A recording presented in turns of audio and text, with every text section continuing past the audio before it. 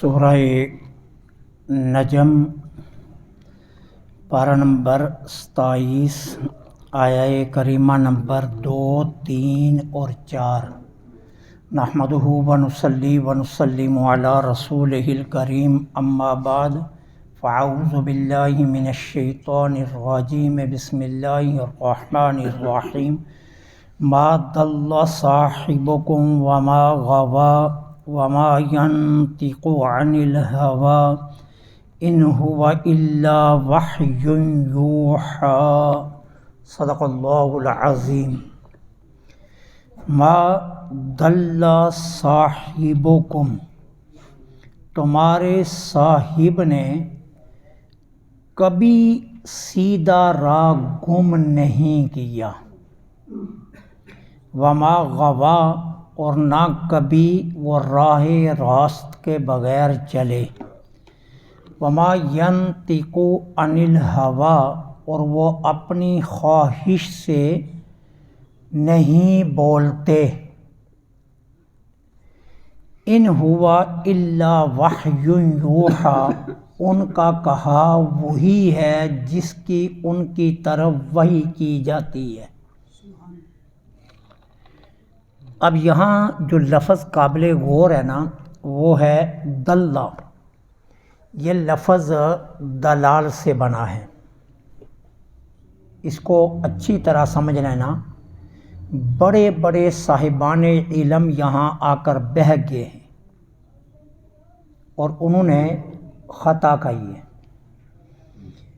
قرآن کریم کو جتنی دیر تک آپ رسول اللہ صلی اللہ علیہ وسلم کی محبت میں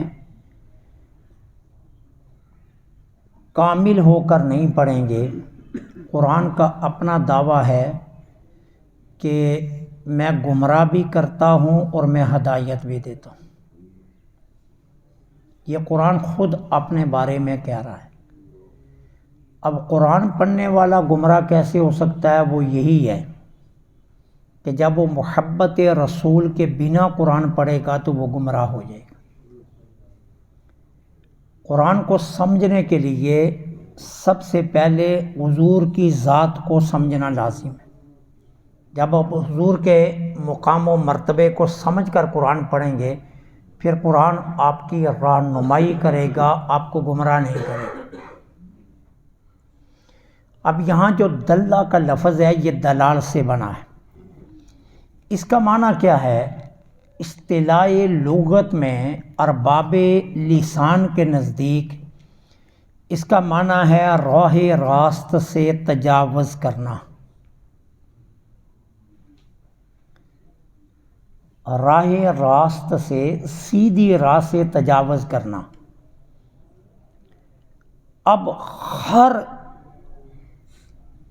کسی کہ جو تجاوز کرنے والا ہے اس کو دلال کہا جائے گا،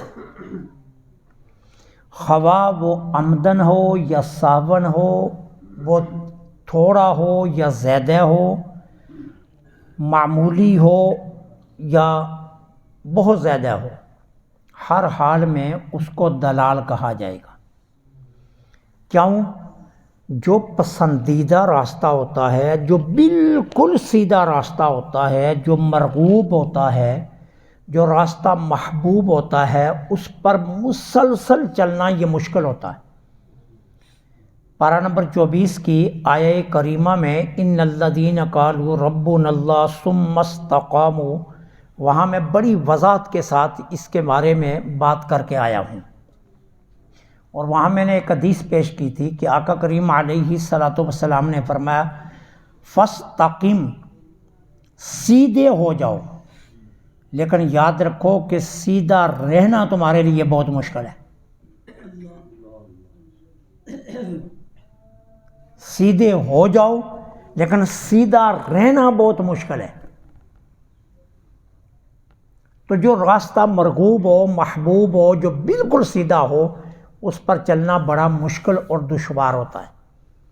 اس لیے کبھی نسیان، کبھی معمولی خطا، کبھی زیادہ، کبھی تھوڑی سی لغزش، یہ ہو جانے کا احتمال موجود رہتا ہے۔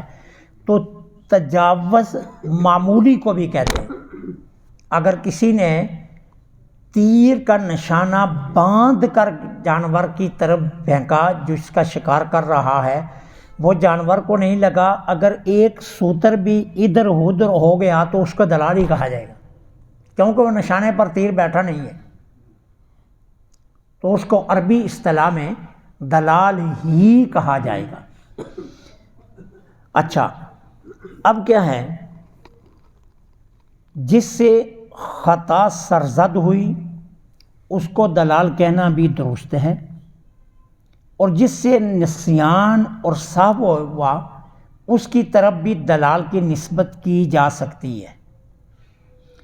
اب اللہ تعالیٰ نے قرآن کریم میں کئی جگہ پر نبیوں کی طرف دلال کی نسبت کی ہے۔ مثلا سورہ یوسف میں 2 مرتبہ آیا اِنَّکَ لَفِی ضَلَالٍ قدیم، اِنَّ آبَاءَنَا لفی ضلال۔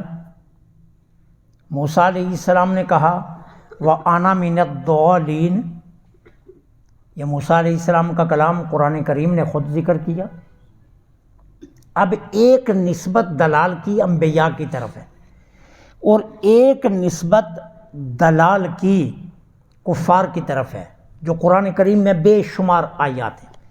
ان دونوں کے معنی اور مطلب میں زمین و آسمان کا فرق ہے۔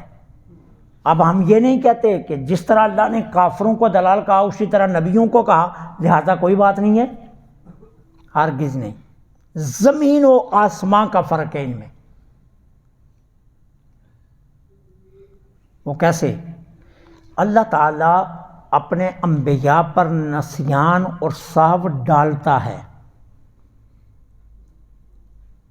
وہ نسیان کرتے نہیں ہیں، وہ سہو کرتے نہیں ہیں، اللہ تعالیٰ ان پر خود ڈالتا ہے۔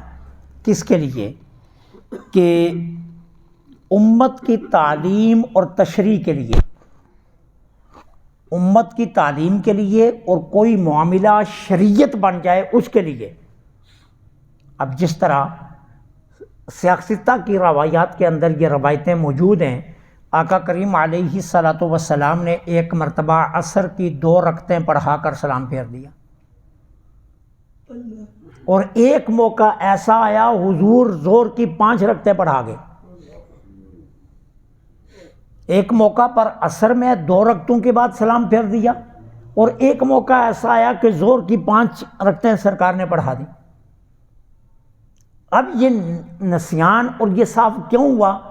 اللہ نے امت کی لیے، امت کی تعلیم اور شریعت کے لیے اپنے محبوب پر یہ نسیان ڈالا، ورنہ اللہ قرآن میں کیا فرما رہا ہے؟ سَنُقْرِئُكَ فَلَا تَنْسَىٰ، محبوب ہم نے آپ کو پڑھایا ہے، آپ کبھی بھول سکتے ہی نہیں۔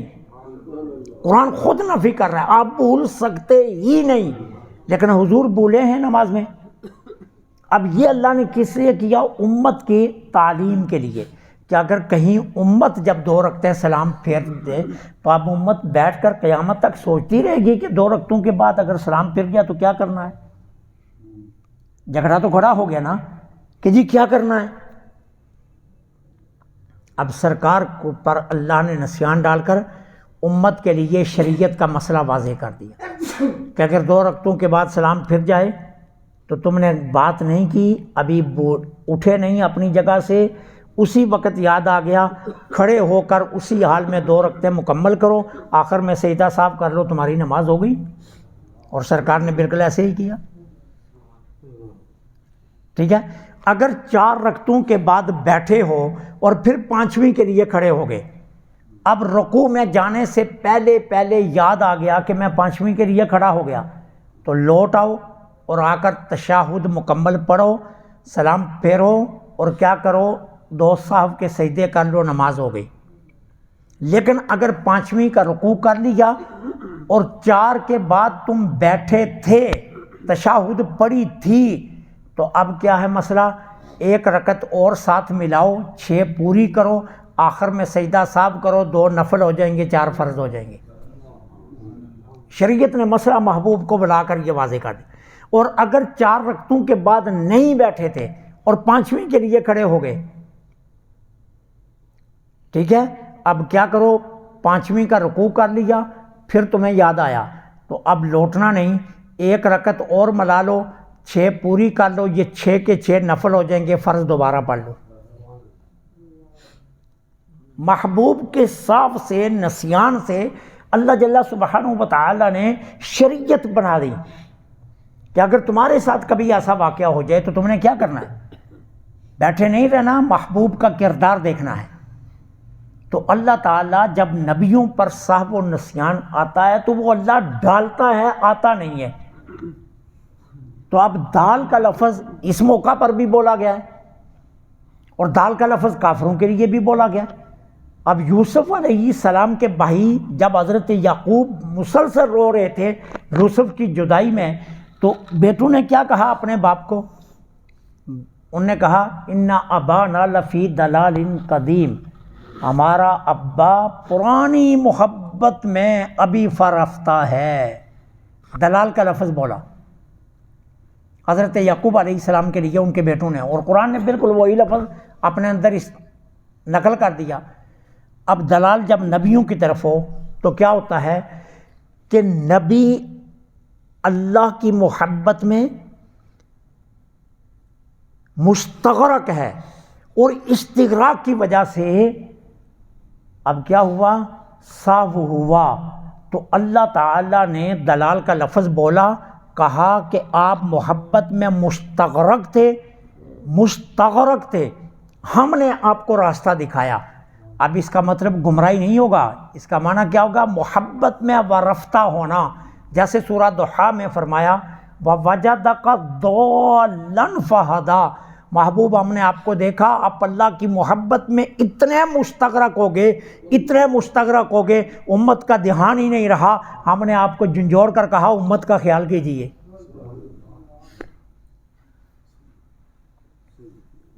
تو امت کی طرف متوجہ کرنے کے لیے، لیکن وہاں لفظ دال بولا گیا کیونکہ صاف اور نسیان کے لیے بھی دال کا لفظ بولا جاتا ہے۔ اچھا، کبھی کبھی یہ ہوتا ہے کہ انسان اللہ کی محبت میں اور حضور کی محبت میں مستغرق ہو جاتا ہے، اور استغراق اس حد تک چلا جاتا ہے کہ وہ احکام شرعیہ ہی بھول جاتا ہے، جس طرح مجذوب ہوتا ہے۔ ٹھیک ہے، اب مجذوب کیا ہوتا ہے کہ جس پر محبت رب اور محبت رسول اتنی غالب ہوتی ہے، وہ اپنے حواس ہی کھو بیٹھتا ہے، اسے اپنا ہوش ہی نہیں رہتا۔ ٹھیک ہے نا۔ اب شریعت یہاں 2 باتیں کہتی ہے۔ شریعت کہتی ہے اس کے سامنے اذان بلند آواز سے کہی جائے، اگر لوٹ آئے تو نماز اس پر فرض ہے، اور اگر اذان کے باوجود محبت میں نہ لوٹے تو اب نماز بھی اسے معاف ہے۔ اب شریعت کا حکم اس سے اٹھ جائے گا، ٹھیک ہے، لیکن شریعت اسے نماز نہ پڑھنے پر گناہگار نہیں کہے گی۔ شریعت یہ کہتی ہے کہ اب حکم شرع اس سے اٹھ گیا، کیوں؟ یہ محبت میں اتنا آگے چلا گیا کہ اب اس کا اپنا ہوش ہی نہیں ہے۔ جہاں منصور چلے گئے اور منصور محبت خدا میں اتنے مستغرق ہوئے، جدھر دیکھا ادھر خدا ہی خدا نظر آ رہا تھا، ہر چیز میں اپنے آپ کی طرف دیکھا تو اپنا وجود بھی نہیں نظر تھا، تو کہہ دیا انا الحق۔ ظاہر کے مولویوں نے کہا اسے سولی پر چڑھا دو، ٹھیک ہے، لیکن جب سولی پر چڑھا دیا گیا، قبر میں دفن کیا گیا، تو قبر کی مٹی بھی کہنے لگی انا الحق انا الحق، اب روک کر دکھاؤ میں ہی حق ہوں۔ نظام الدین اولیاء ایک مقام پر استغراق میں گئے تو کیا کیا، حاجت کے لیے باہر چلے گئے۔ اب حاجت کر کے فارغ ہوئے تو کیا کیا، بٹوانی کے لیے مٹی کا ڈیلا اٹھایا تو وہ بھی اللہ اللہ کر رہا ہے، پھینک دیا۔ اب اللہ کر رہا ہے، میں اس کو غلاظت سے کیسے مس کروں؟ اب پتھر اٹھایا، وہ بھی اللہ اللہ کر رہا ہے۔ اب وہاں کپڑے کا ٹکڑا پڑا ہوا تھا پرانے بوسیدہ کپڑے کا، وہ اٹھایا، وہ بھی اللہ اللہ کر رہا ہے۔ اب پتے توڑے درخت کے صفائی کے لیے، وہ بھی اللہ اللہ کر رہے ہیں۔ اب نظام الدین اولیاء وہاں کھڑے ہو گئے، اب کوئی راہ نہیں رہا ہے پاکیزگی کا. اب حیران ہو گیا اب میں کروں کیا؟ جس چیز کو ہاتھ لاتا ہوں وہی اللہ اللہ کر رہی ہے. پھر اللہ تعالیٰ نے محبت سے انہیں نکالا اور اوپر حجاب ڈالا. تو حجاب جب پڑا تو اب چیزوں میں ذکر خدا بند ہو گیا. تو حضرت نظام الدین اولیاء نے پھر استنجا کیا اور واپس اپنی حالت میں لوٹے. ٹھیک ہے، تو یہاں بھی دال کا لفظ بولا جائے گا. اب ایک کافر کے لیے جو دال کا لفظ بولا ہے اور یہ جو اس استغراق کے لیے بولا ہے، دونوں کے معنی برابر نہیں ہوں گے. زمین و آسمان کا فرق ہے ان معنوں میں. اللہ جو اپنے نبیوں کی طرف دال کی نسبت کرتا ہے اس معنی میں، اور جو کافروں کے لیے کیا جاتا ہے اس معنی میں زمین و آسمان کا فرق ہے. جب نبیوں کے لیے ہوتا ہے تو مطلب یہ ہوتا ہے کہ وہ رب کی معرفت میں اتنے مستغرق ہو گئے، اتنے مستغرق ہو گئے، اتنے مستغرق ہو گئے کہ کیا ہے کہ امت کا حال ہی یاد نہ رہا. تو رب نے انہیں امت کی طرف دوبارہ متوجہ کیا، لیکن لفظ دال بولا. اب یہاں بھی رب کیا فرما رہا ہے؟ کافروں کا اعتراض کیا تھا؟ میں نے سورہ نجم میں آپ کو بتایا. دو اعتراض تھے کافروں کے. ایک اعتراض کیا تھا؟ جی باپ دادا کا دین چھوڑ کر یہ بھٹک گئے ہیں. حضور کے بارے میں باپ دادا کا دین چھوڑ کر یہ بھٹک گئے ہیں. اور دوسرا اعتراض کیا تھا؟ یہ کلام اپنی طرف سے بناتے ہیں. اب اللہ نے دونوں آیتوں میں دونوں اعتراضوں کا جواب دیا. ما ضل صاحبکم، یہ کوئی بگانا تو نہیں ہے، یمن سے تو نہیں آیا، یہ کوئی عجم سے تو نہیں آیا، تمہارے اندر رہا ہے. اور بے وقوفو جانتے نہیں ہو پہلے 40 سال دنیا کے ہر معاملے میں انہوں نے تمہاری رہنمائی کی ہے. صادق انہی کو کہتے تھے نا، امین انہی کو کہتے تھے نا، امانتیں انہی کے پاس رکھاتے تھے نا، حجر اسود نصب کرنے کا فیصلہ انہی سے لے رہے تھے نا، اپنی بڑی لڑائیوں میں انہی کو سرپنچ مانتے تھے نا. جب تک اعلان نبوت نہیں کیا تھا ہر کام میں ان سے رہنمائی لیتے تھے نا. 40 سال دنیا کے معاملہ میں تمہاری رہنمائی کی ہے. اب 40 سال کے بعد اگلے جو 53 سال ہیں، اگلے جو اپنے 23 سال ہیں، اس میں تمہاری دین کے معاملے میں رہنمائی کریں گے. یاد رکھنا نہ پہلے راستے سے بھٹکے ہوئے تھے نہ اب راستے سے بھٹکے. ما ضل صاحبکم، تمہارا صاحب ہے. اللہ نے یہ نہیں کہا کہ میرا محبوب، یہاں صاحب کا لفظ بولا. یہ وہی صاحب ہے جس سے امانتیں رکھتے تھے، جس کو کل تک صادق و امین کہتے تھے. یہ تمہارے ہی درمیان رہنے والے 40 سال تمہاری رہنمائی کرنے والے. تم کہتے ہو باپ دادا کا دین چھوڑ کر بھٹک گئے. ما ضل صاحبکم، ہمارے محبوب نے کبھی راستہ چھوڑا ہی نہیں ہے، سیدھا راستہ کبھی چھوڑا ہی نہیں ہے. وما غوا، اور کبھی بے راہ روی کی طرف گئے ہی نہیں ہے، نہ پہلے نہ اب. تمہارا وہ اعتراض بنتا نہیں ہے. دوسرا، تم نے کہا یہ کلام بنا کر اپنی مرضی سے، باہر آ کر کہتے ہیں اللہ کا ہے. کہا وما ینطق عن الہویٰ، وہ تو خواہش سے بولتے ہی نہیں ہیں، وہ تو خواہش سے بولتے ہی نہیں ہیں. سورہ طور کے آخر میں آپ آخری آیت میں پڑھائے تھے نا، اللہ نے کیا کہا؟ محبوب آپ اللہ کا ذکر کیجئے بے اعیننا، اللہ ہر وقت آپ کو ہی دیکھ رہا ہے. قرآن نے کہا اللہ ہر لمحے آپ ہی کو دیکھ رہا ہے. اب یہاں قرآن نے کیا کہا؟ ہم نے تو محبوب کو چپ کا روزہ رکھوایا، وہ بلواتے ہی ہم ہیں. وما ینطق عن الہویٰ، وہ تو اپنی خواہش سے بولتے ہی نہیں ہیں، اپنی مرضی سے بولتے ہی نہیں ہیں، ان کی زبان اپنی مرضی سے ہلتی نہیں ہے. ان ہوا الا وحی یوحیٰ، ان کی زبان سے وہی نکلتا ہے جو ہم ان کی طرف وحی کرتے ہیں. وہ شریعت کا حکم ہو یا غیر شریعت کا حکم. حضرت عبداللہ بن عمر رضی اللہ تعالیٰ عنہ کی مرویات میں سے یہ روایت ہے.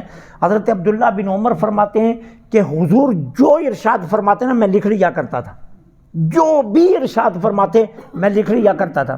ایک دن قریش نے مجھے روک لیا اور قریش کہنے لگے دیکھو تم حضور کی ہر بات لکھ لیتے ہو، حضور ہماری طرح ہے. قریش کہنے لگے کبھی غصے میں ہوتے ہیں اور کبھی محبت میں، کبھی جلال میں ہوتے ہیں کبھی جمال میں، ہر بات لکھ لیتے ہو. ہر بات نہیں لکھتے، جمال والی باتیں لکھتے ہیں، جلال میں تو وہ بہت کچھ فرما جاتے ہیں. اب حضرت عبداللہ بن عمر نے یہ لکھنا چھوڑ دیا. لیکن مقدمہ حضور کی بارگاہ میں لے آئے. حضور میں لکھتا تھا، قریش والوں نے مجھے سمجھایا یہ بات، ٹھیک ہے نا. اب میرے لیے حکم کیا ہے، اب ذرا دیکھنا میرے آقا نے کیا فرمایا. اپنی شہادت کی انگلی کو سرکار نے ادھر کیا. یہ میں مثال کے لیے آپ کو دے رہا ہوں، ورنہ میں تو تشریح کا تصور بھی نہیں کر سکتا. سرکار نے اپنی شہادت کی انگلی اپنے لبوں کی طرف کی. کہا عبداللہ بن عمر، اللہ کی عزت کی قسم، چاہے جس مرضی میں حالت میں ہوں، یہاں سے سوائے حق کے کچھ نکلتا ہی نہیں ہے. میں جس مرضی شان سے ہوں، یہاں سے سوائے حق کے کوئی اور بات نہیں نکلتی ہے. لہذا تجھے روکنے والوں کو یہ بتا دے کہ میں جو کہتا ہوں وہی رب کے کہنے پر ہوتا ہے، اس لیے لکھ لیا کر جو میں کہتا ہوں. ٹھیک ہے. تو وما ینطق عن الہوا، وہ تو اپنی مرضی سے بولتے ہی نہیں ہیں. ان ہوا الا وحی یوحیٰ، وہ تو وہی فرماتے ہیں جو ہم ان کی طرف وحی کرتے ہیں. یہاں اللہ نے قید نہیں لگائی ہے کہ جب بیویوں کے پاس بیٹھتے ہیں تو مرضی سے باتیں کر رہے ہوتے ہیں، ان کی بیویاں جو ہیں اپنی مرضی سے جیسے مرضی پہ باتیں کریں. جب یاروں میں بیٹھتے ہیں تو مرضی سے بول رہے تھے. رب نے کہا نہیں، بات یاروں کی ہو یا مسجد کی ہو، بات بیویوں کی ہو یا دوستوں کی ہو، بات کہیں کی بھی ہو، محبوب کی زبان پر جو ہوتا ہے وہ ہم ہی بھیجتے ہیں. ٹائم کی قید ہی نہیں لگائی، وقت کی قید ہی نہیں لگائی. رب نے فرمایا جس جگہ جہاں جس لمحے بولتے ہیں وہ ہمارے بلانے سے بولتے ہیں، ہم ہی ان کی طرف وہی کرتے ہیں، وہی بولتے ہیں. ابو بکر سے بات کریں تو وہ بھی ہم کرواتے ہیں، عمر سے کریں تو وہ بھی ہم کرواتے ہیں، ابو ہریرہ سے کریں تو وہ بھی ہم کرواتے ہیں، عائشہ خدیجہ سے کریں تو وہ بھی ہم کرواتے ہیں، اور اگر حسن و حسین سے کریں تو وہ بھی ہم ہی کرواتے ہیں. وہ اپنی مرضی سے بولتے ہی نہیں. تو کافروں کے دونوں اعتراضوں کا رد کر دیا کہ تم کہتے ہو اپنی طرف سے کلام بنا کر اللہ کی طرف نسبت کر دیتے ہیں. وہ ظالمو، ان کی زبان پر تو رب بولتا ہے، تو رب ہی کی کلام ہے، تو جب پھر رب کا ہی انہوں نے نام لینا ہے کہ جب ان کی زبان سے رب کے کلام کے علاوہ نکلتا ہی کچھ نہیں ہے، تو پھر وہ رب ہی انہیں جو بلاتا ہے وہی وہ بولتے ہیں. اللہ سے دعا ہے